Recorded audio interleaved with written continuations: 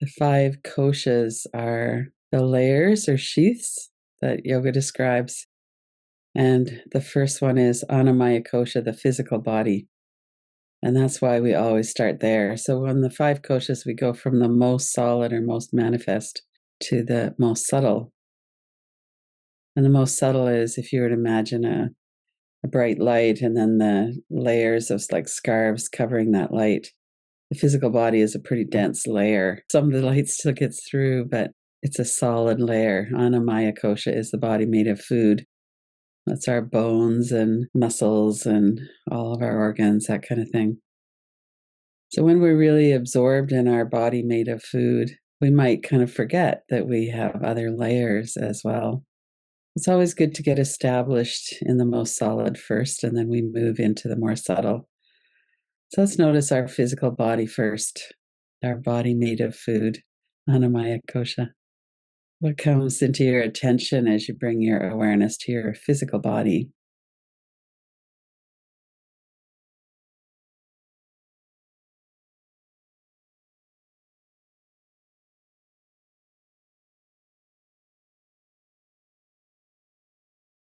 Notice there are muscles, there are sensory perceptions, senses, the hearing.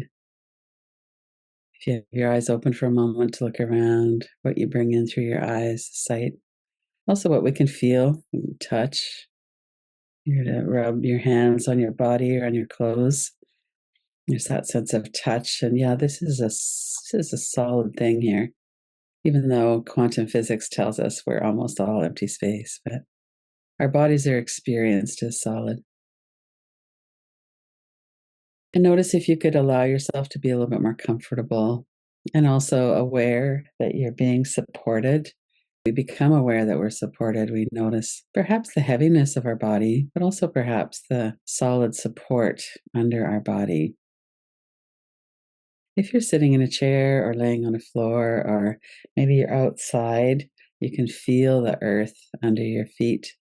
So, where are you in relation to the solidness of the support of the earth?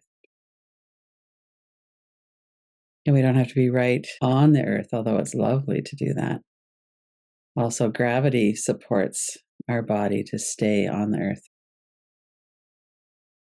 We might have some sensations of pain or discomfort somewhere in our body. That usually gets our attention. We probably also have areas of our body that are neutral or perhaps pleasurable when we bring our attention to those.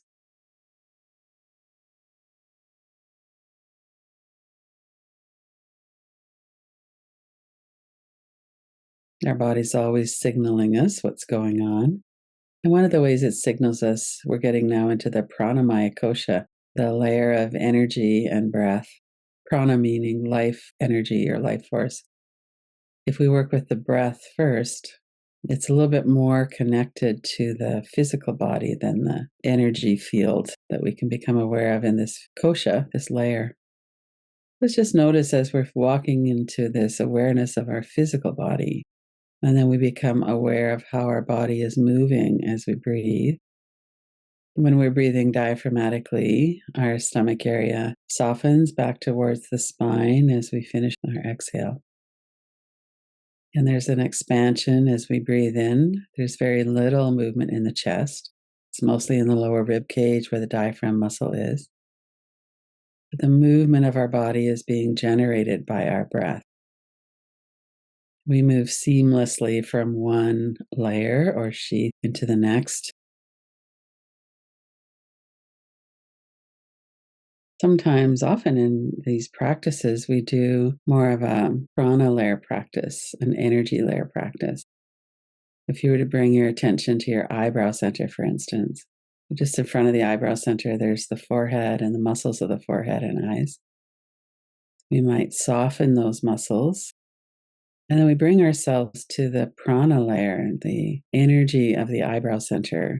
And we might breathe in and out as though we're breathing out through the eyebrow center. Clearly, this is not just physical body anymore. Let's focus there for a moment. And it might be really easy for you, it might be a little bit more difficult. Just bring your attention to that energy field, the energy center the chakra just behind the forehead, the Ajna chakra. And being aware also of the rhythm of your breath. Breathe into the eyebrow center and out of the eyebrow center. Let yourself be aware of the Prana Myosha in the eyebrow center.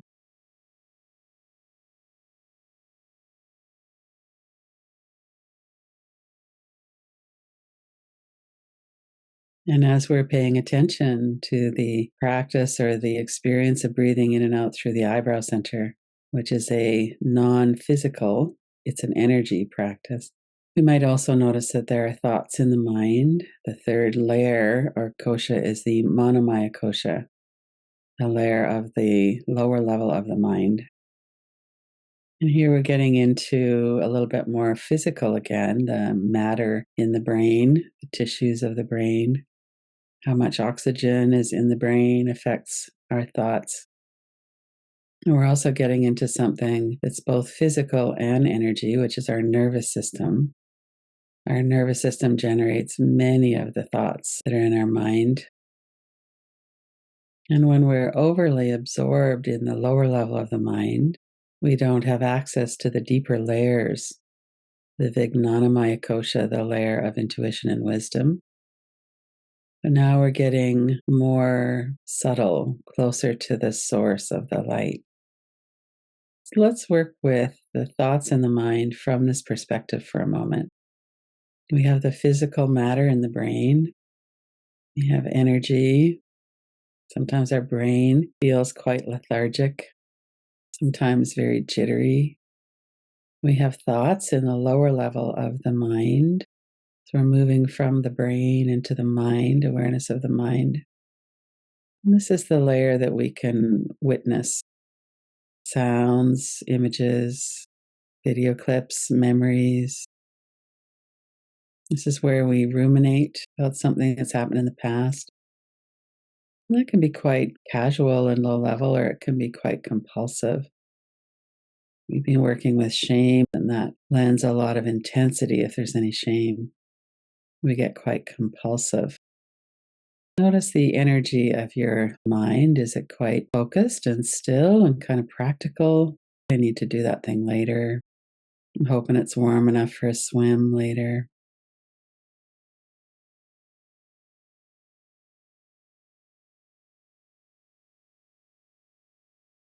And if there are nervous system generated thoughts, it's really helpful to anchor back into the body and the breath so that our nervous system starts to settle and comes down off of the hypervigilance. And we tend to have some theme songs going on in our brain. And then if we slip a little deeper into the Vijnanamaya kosha, the layer of wisdom and bliss, it's not as centered in our head anymore. This is where we might come into awareness of our heart, our gut, our whole mind body wisdom. This is the layer that knows. We've all had the experience of trying to make a decision, and the brain is telling us one thing, weighing the pros and cons, very much influenced by the nervous system, any hypervigilance that might be going on there. We might come into the heart. We just have a more generalized, not in the head, but in the whole body. And for this kind of knowing, we're not trying to figure anything out, we're listening. I would like to know what to do in this situation. What is my wisdom, my intuition about that? And our body speaks to us in sensations and energy. If you imagine walking into that meeting and you immediately get a heavy feeling in your chest or your shoulders kind of slump, then you know that there's something that maybe you could look into a little bit more around that.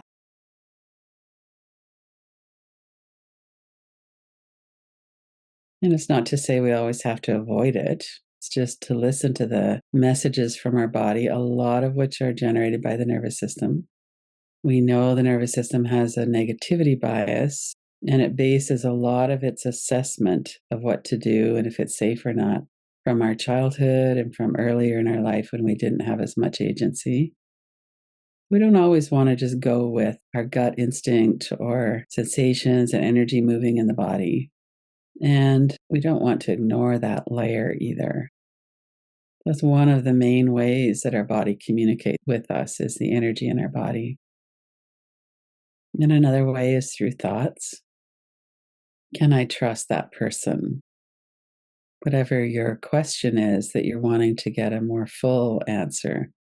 The sensations and energy in our body will tell us something. Often images will come up, might be reminders of something that person said that made you uncomfortable. Might be reminders of something that happened 50 years ago that the brain and the nervous system think are related enough that they want to alert you to it again. And then we have this layer of wisdom and intuition that can assess all of the information that's coming in. The shoulders that suddenly got tight, or maybe the big out breath of relief. What do we know?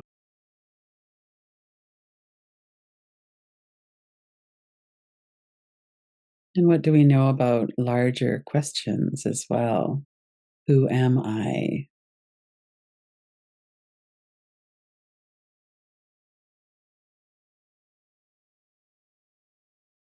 When we consider a question of turning our awareness towards our being, the lower level of the mind might try to help there. Well, I know that our being is stillness, our being is whatever we've read about it or experienced. We have ideas about that.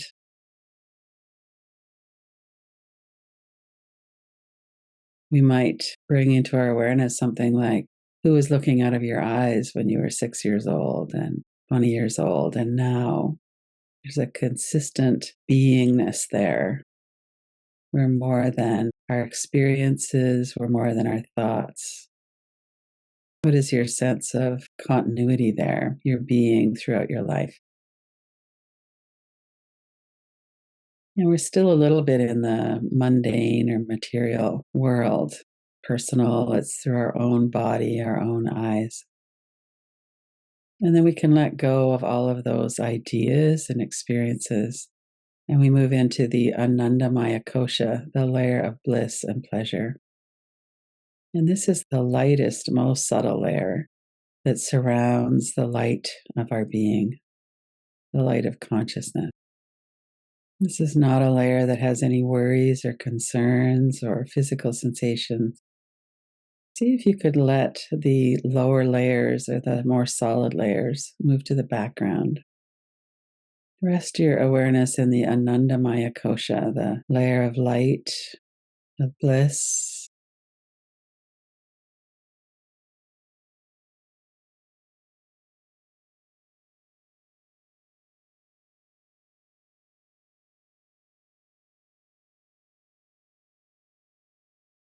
An awareness of our being, our consciousness, resting directly in the center.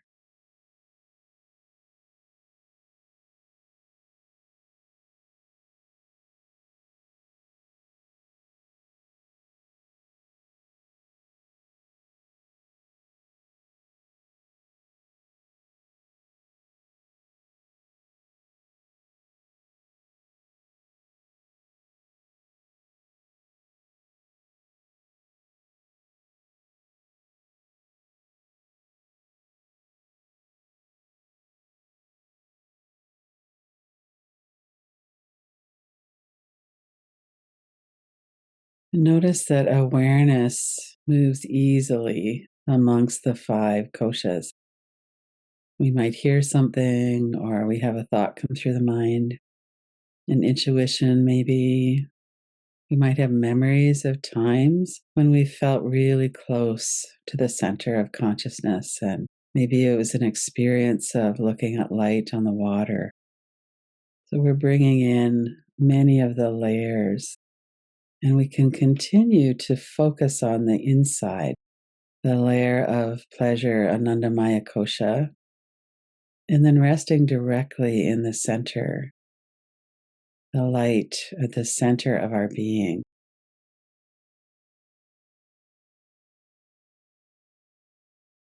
No thoughts, no awareness of body and breath.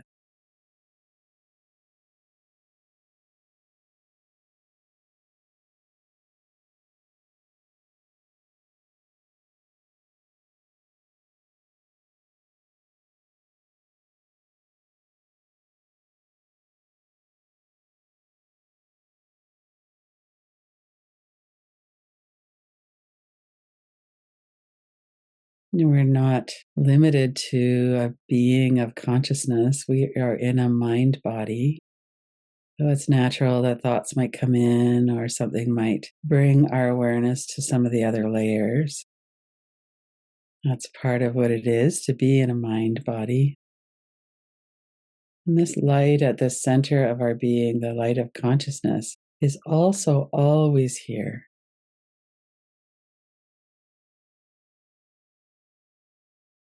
We could allow that light to permeate all of the layers through our mind, our brain, our breath, our body.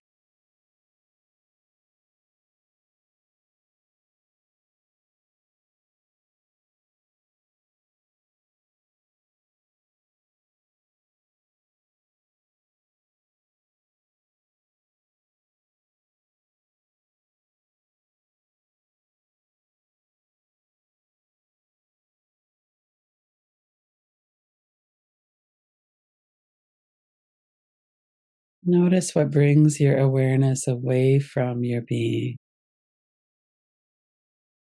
And then let that move to the background and bring your attention back into your consciousness.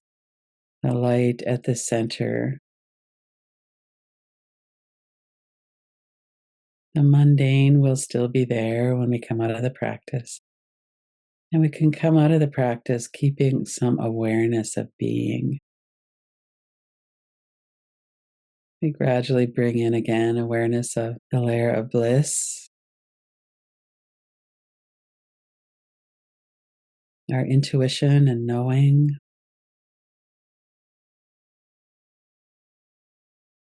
thoughts,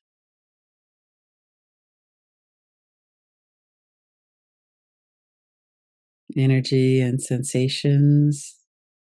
Going back to the eyebrow center, breathing in and out through the eyebrow center.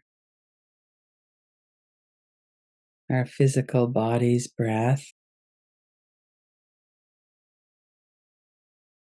Movement of our body with our breath. And then into the Annamaya Kosha, the body made of food, our muscles, our joints, our tissues. Allowing the light of consciousness to permeate all of the layers of our being.